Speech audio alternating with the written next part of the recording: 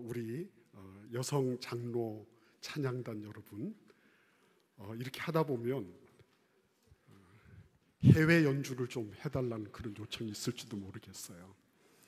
우리 여성 찬양 중창단 하나님께서 영광을 받으시고 앞으로도 우리 장로님들을 통해서 각 교회가 일어나고 한국 교회가 일어나는 그런 놀라운 은혜가 있을 줄로 믿습니다. 우리 한번 박수로 격려해 드리겠습니다. 감사합니다.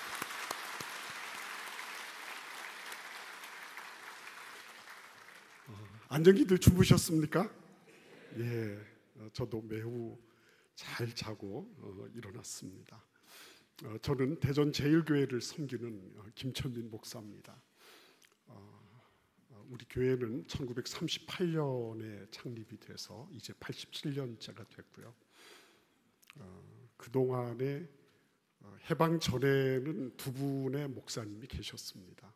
그리고 해방 이후에는 고 김만재 목사님, 박종동 목사님 해서 두 분의 목사님이 계셨고, 그리고 제가 그 뒤를 이어서 이제 21년째 사역하고 있는 교회입니다. 우리 교회 당회는 108회기 부총회장을 지내신 우리 윤택진 장로님과 현재 임원이신 이춘세 장로님 위시해서 24분의 장로님이 계십니다. 저는 우리 장로님들과 더불어서 참 행복한 그런 목회를 하고 있는 목사입니다. 늘 감사드리고요. 특별히 이제 오늘은 우리 8분의 장로님이 함께 하셨는데, 우리 대전 노회에서도 60여 분의 장로님이 이 자리에 함께 참여하고 계십니다. 한꺼번에 이렇게 전국 각지에서 오신 우리 장로님들을 배울 수 있게 돼서 하나님께 얼마나 감사한지 모르겠어요. 그리고 이런 기회를 주신 우리 하나님, 또 우리 길근섭 회장님을 위시해서 모든 임원들과 회원 여러분들께 깊은 감사를 드립니다. 오늘 우리는 이 갈라디아서 3장 28, 29절 말씀을 통해서 우리에게는 더 큰 이야기가 필요하다 하는 그런 주제를 가지고 말씀을 나누고자 합니다. 한번 같이 기도드리겠습니다. 하나님, 이 자리에 임재해 주옵소서. 주님의 음성을 들려 주옵소서. 인간은 다 말소되게 하시고 오직 그리스도 예수의 말씀만 증거되게 하여 주옵소서. 예수님의 이름으로 감사하며 기도하옵나이다. 아멘. 사람은 어떤 이야기를 듣느냐에 따라 인생이 결정된다고 합니다. 행복은 선택이라 그러는데 이야기도 선택적으로 들을 수가 있는 것입니다. 한국 교회가 위기이고 어려움 속에서 우하향하고 있다. 이 얘기는 어제 오늘 된 얘기는 아닌 것입니다. 지난 5월 교육자원부의 여름 성경학교 지도자 수련회를 다녀왔어요. 충격적인 것은 유아유치부나 혹은 유소년부 이런 데는 강사 자원들이 제법 계셨어요. 그런데 중고등부는 정말 심각했습니다.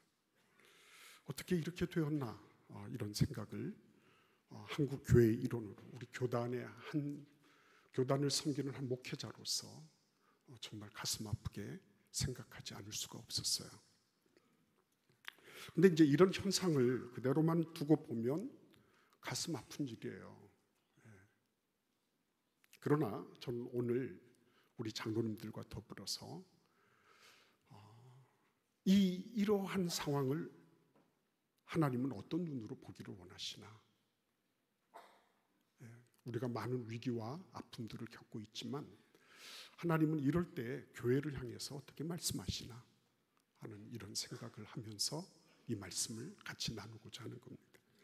톰 라이스라는 학자가 있죠.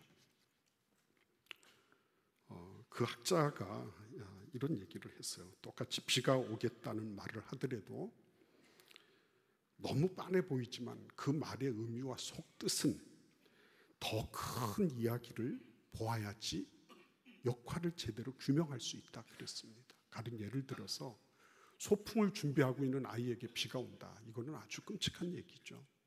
그런데 가뭄에 논바닥이 쩍쩍쩍쩍 벌어지고 있는데 비가 온다. 그 소식을 들은 농부에게는 이만큼 기쁜 소식이 없는 거예요. 그렇지 않겠습니까?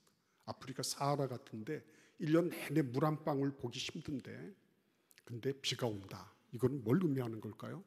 기상이변인 거죠. 그런데 만약에 갈멜산 정상에서 엘리야의 말을 듣고 있는 이스라엘 백성들에게 비가 온다 하는 건 뭘 의미하겠습니까? 그거는 여호와 하나님이 참 하나님이시구나.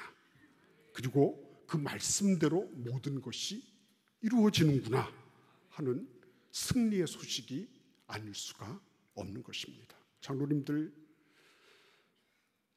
똑같은 상황을 보지만 그 상황에 대해서 반응하는 것은 큰 이야기 속에서 어떻게 그 상황이 이루어지고 있는가 하는 것을 봐야지만이 알 수 있는 것입니다. 동일한 사건이에요. 그렇지만 그 이야기가 속해 있는 더 큰 이야기에 의해서 의미가 달라질 수 있다고 하는 것입니다.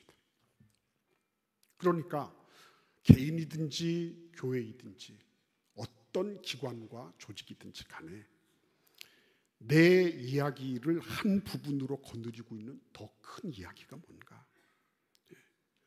내가 지금 처해 있는 이 상황 속에서 이 상황만이 아니라 이 상황을 거느리고 있는 더 큰 이야기는 무엇인가 하는 것을 살펴보는 것은 대단히 중요한 일이 아닐 수가 없다는 것입니다. 그래서 여러분 한번 생각해 보시기를 바랍니다. 성경에는 이런 얘기가 차고도 넘치는 거죠. 요셉을 보십시오. 무고를 당해서 감옥에 갇혔습니다. 그것만 딱 현상을 보면 이건 억울하고 불의한 일이에요. 있을 수 없는 일이죠. 그러나 좀 더 큰 얘기를 들어보자는 거죠. 거기서 뭘 했죠? 국무총리가 되는 족집게 과외를 했어요. 시종들에게 꿈을 풀이해 주다가 마침내는 바로의 꿈을 풀어주면서 그 감옥이라고 하는 그 현상, 감옥이라고 하는 현재의 문제들이 이거는 하나님이 예비하신 기막힌 위장된 기회였구나, 이렇게 파악하고 해석할 수 있게 된 거예요. 더 큰 이야기가 결정하는 것입니다. 성경은 늘 그렇게 말씀하시는 거죠. 너희들이 찾고 있는 더 큰 이야기가 뭐냐? 현재에 급급하고 지금 현실에 달떠서 살아가는 게 아니라 이 현실을 마주하면서 더 큰 이야기, 더 큰 그림, 그게 뭔지를 살펴보라, 이렇게 말씀하고 계신 것입니다. 반모섬에 유배된 노사도가 있었죠. 90노구를 이끌고 이 노사도는 구리광산에서 힘겨운 노역을 하고 있었어요. 딱 보면 이건 아닌 거죠. 사도인데 예수 그리스도의 능력과 그 은혜와 그 풍성한 모든 것들을 다 이렇게 과시해서 보여줘야 되지 않겠어요? 근데 참 모양새 떨어지게도 요한 사도는 그렇게 하지 못했어요. 그런데 요한 사도는 피를 들어서 많은 교회들에게 글을 남기기 시작했어요. 여러분, 이거는 우리가 마주하고 있는 이 현실은 이걸로 끝나지 않습니다. 많은 배교자들이 생겼고 교회는 금세라도 다 회파될 것처럼, 무너질 것처럼 여겨지고 있었어요. 그럼에도 불구하고 요한 사도는, 여러분, 이게 다가 아닙니다. 이게 모든 것을 결정하는 게 아니에요 하면서 교회들에게 용기를 심어주고 희망을 북돋아주고, 그리고 마침내는 압도적이고 일방적으로, 이거는 조족제열입니다. 우리가 당면하고 있는 이 고난, 우리가 당면하고 있는 모든 핍박의 상황은 이거는 앞으로 나타날 영광에 비하면 세 발의 피에도 미치지 못하는 겁니다. 우리는 정말 영원히 승리할 것입니다. 그러므로 절대로 굴하지 마십시오. 절대로 쫄지 마십시오. 절대로 흔들리지 마십시오. 이렇게 강하게 도전할 수 있었던 것입니다. 그 배경이 뭐죠? 하나님이 다 보여주셨어요. 그리고 들려주셨어요. 하나님 나라의 실체, 영원한 실체, 그 큰 그림을 보고, 그리고 하나님으로부터 나오는 그 어마어마한 그 말씀, 그 큰 말씀들을 들을 수가 있었습니다. 오늘 우리 장로님들이 이 아침에 찬양하시는데요, 제가 무슨 생각이 들었는 줄 압니까? 많은 물소리와 같은 찬양, 저 천성에서 우리가 올려드린 많은 물소리와 같은 찬양이 전국에서 모여두신 우리 장로님들의 입술을 통해서 저 천국에서도 재현될 거다. 이런 생각을 하니까 너무 감사했어요. 이 강사 대기실에 있으면서. 여러분, 오늘 꼭 생각해 봐야 됩니다. 내가 지금 당면에 있는 문제, 우리 교회가 당면에 있는 문제가 있어요. 그럼에도 불구하고 과연 그런 이슈, 현실에 직면해서 맞닥뜨려야 되는 이런 구체적이고 실제적이고 나를 옥죄어오는 이런 현실적인 이슈에 대해서 이보다 더 큰 이야기가 나에게 있는가 하는 것입니다. 오늘 갈라디아의 교회의 문제는 무엇이었겠습니까? 표면적으로는 율법주의자들과 복음주의자들의 갈등과 대립이에요. 그러나 우리가 지금껏 들었듯이 이 갈등의 연호는 어디에 있었겠습니까? 그렇죠. 더 큰 이야기가 없어서 갈등하는 거예요. 교회는 더 큰 이야기가 없을 때 갈등하고 다투도록 되어 있는 것입니다. 보십시오. 율법주의자들은 이렇게 생각했습니다. 이것은 우리의 전통이야.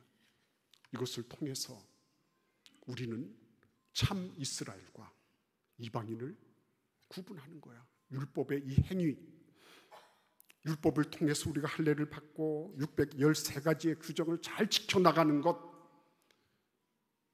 이것이 하나님의 참된 백성이냐 아니냐를 구분짓는 거야. 왜 그런데 지금 와서 물 타려고 그래?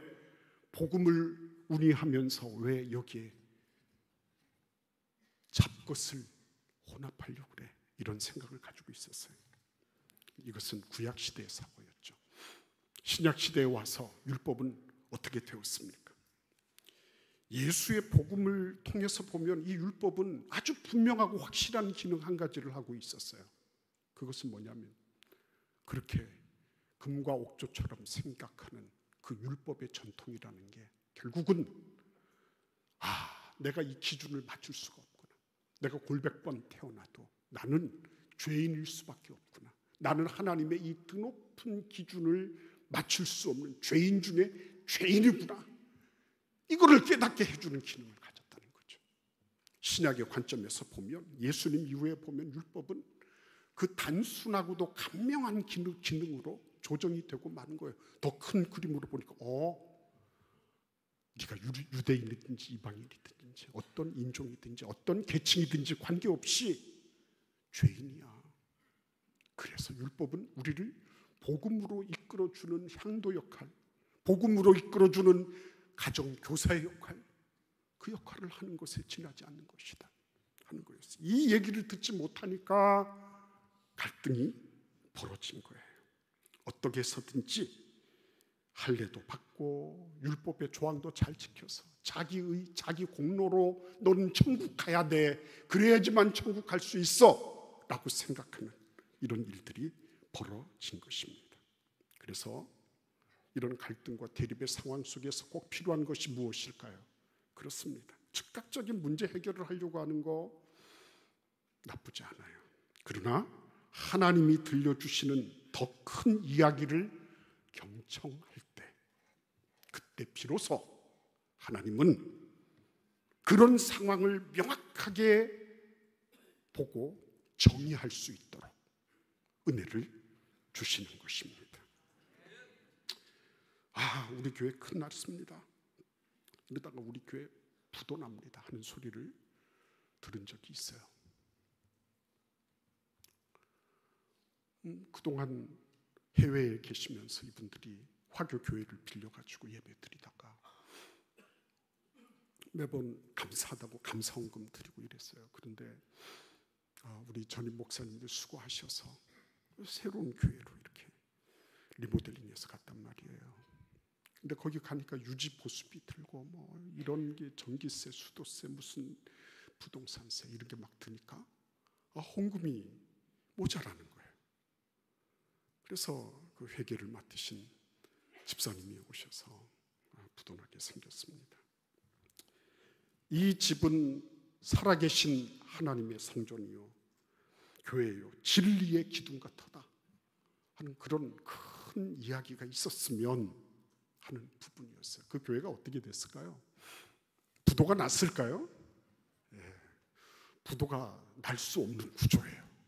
그 교회는. 그래서 하나님이 사람들을 보내주셔서 교회를 건축하게 됐어요.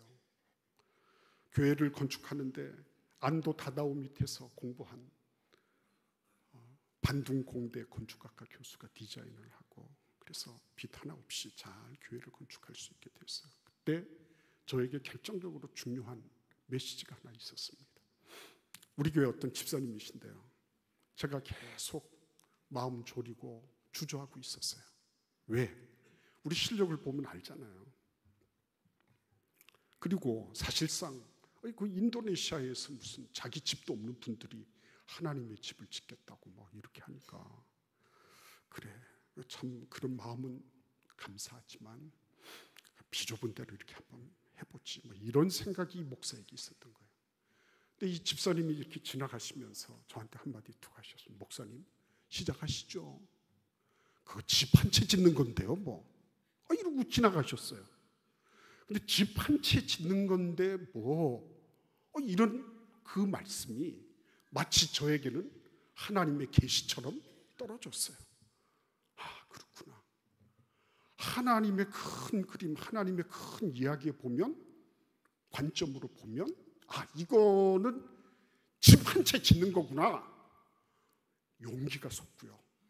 그리고 그렇구나. 내가 왜 내가 나의 형편, 성도들의 형편 이런 것만 생각하면서 주저하고 있었나. 부끄러지더라고요.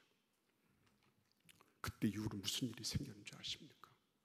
하나님께서 일하기 시작했어요. 그리고 성도들이 헌금하기 시작했습니다. 그래서 전부 다 이렇게 연결해서 보면 한 150만 불 정도 될까요? 그 정도 되는 건축이 완공이 됐어요. 어떤 그림을 보고 있느냐는 거죠. 오늘 이 말씀을 보시면 예수 그리스도 안에서 너희는 아브라함의 자손이 되고 그리고 모든 유업을 이을 상속자가 됐다. 이렇게 말씀하고 있습니다.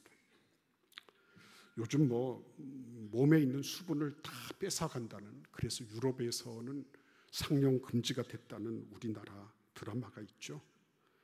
어떤 분은 다이아몬드와 같은 명작이다 그래요. 폭삭 속았수다. 거기에서 관식이가 그러니까 그래 양관식 씨가 금명이를 결혼시킨 후에 거나하게 술에 취해서 사위 충섭에게 이렇게 얘기하는 장면이 나와요. 야, 너는 뭐를 받아가는지 아냐? 내가 너에게 나의 천국을 준다. 내 딸 크는 30년 내도록 아무것도 한 게 없는 너에게 천국을 준다. 우리 딸이 태어났을 때부터 나는 천국에 살았다. 나는 내 딸이 나에게 천국을 주었다고 생각해왔다. 그런데 너는 30년 정도밖에 안 되는 너는, 그리고 내 딸에게 아무것도 한 것이 없는 너는 천국을 거저 얻게 된 거야. 저는 그때 막 머리를 한 대 맞는 것 같았어요. 왜냐하면 이게 하나님의 사랑이 녹아있는 그 극작가가 아마도 이 성경을 아는 게 아닐까 하는 그런 생각이 들 정도였어요. 아버지의 사랑은 딸 금병이를 단순하게 딸 자식이나 아니면 사랑하는 자녀 정도로 생각한 게 아니었어요. 가장 큰 가치, 이 세상에서는 찾을 길이 없어서 저 세상에 존재하는, 이 사람은 예수 안 믿잖아요. 그럼에도 불구하고 천국에 비유할 정도로 금지옥엽이었어요. 그 딸을 통해서 아버지는 천국을 누리고 천국을 향유하고 천국을 소유했다 그랬습니다. 대체 불가능한 딸이에요. 근데 그 딸을 이 사유에게 넘겨주게 된 것이라는 거예요. 하나님의 사랑이 이런 것 아닐까요? 하나님의 사랑이. 그러니까 사도 바울은 단순하게 싸우지 마라, 화해해라 이렇게 얘기한 게 아니에요. 큰 얘기를 들려주는 거예요. 큰 얘기.